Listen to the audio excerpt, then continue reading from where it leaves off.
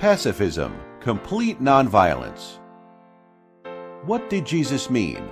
But I say to you, that ye resist not evil, but whatsoever shall smite thee on thy right cheek, turn to him the other also. Pacifism, by definition, is complete nonviolence.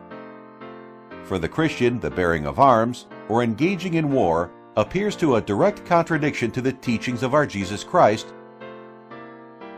who said, "Love your enemies, and do good to them which hate you." And the sixth commandment, which says, "Thou shalt not kill." Religious groups that have historically advocated pacifism or complete nonviolence include the Quakers, Anabaptists, Waldenses, Society of Friends, Mennonites, Jehovah's Witnesses, and Seventh-day Adventist Reformers. They were jailed, tortured, or killed for their religious convictions. How does the pacifist participate in a society that has fought for the freedom of all and render service to God and country? There are three general categories in U.S. military service. 1. Combatant, available for unrestricted military service. 2. Non-combatant, conscientious objector available for non-combatant military service only, such as a medic or chaplain. 3. Conscientious objector, conscientious objectors opposed to both combatant and non-combatant military training and service. Pacifist, fulfills service obligation as a civilian alternative service worker. Our founding fathers provided freedom from pacifism. The United States Constitution states, Article 6.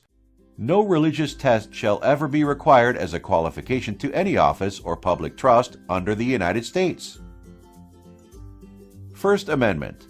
Congress shall make no law respecting an establishment of religion or prohibiting the free exercise thereof.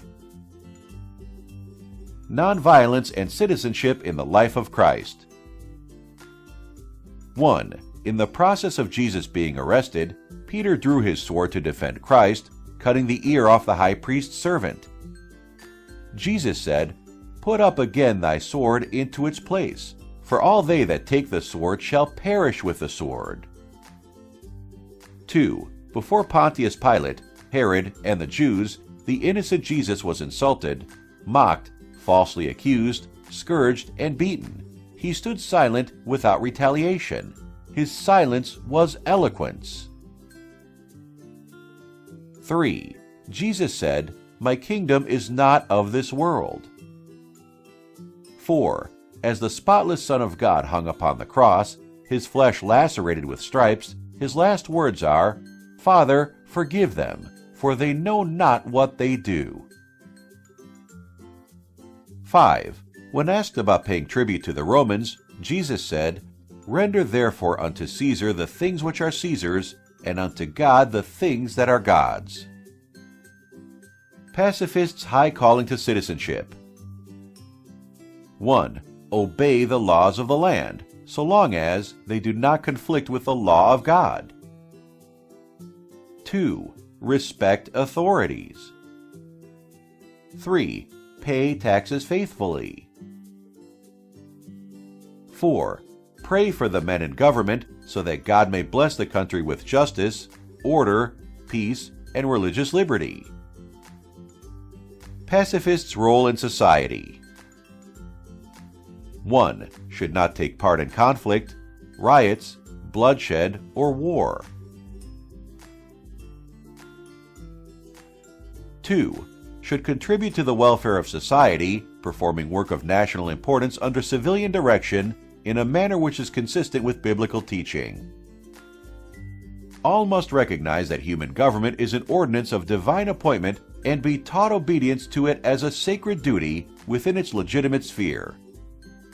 It is the will of God that impartial justice be rendered to all, so that the religious conscience of each citizen may be respected. But when its claims conflict with the claims of God, one must obey God rather than men. God's word must be recognized as above all human legislation. A "Thus saith the Lord" is not to be set aside for a "Thus saith the Church" or a "Thus saith the state." The crown of Christ is to be lifted above the diadems of earthly and religious potentates. God is love.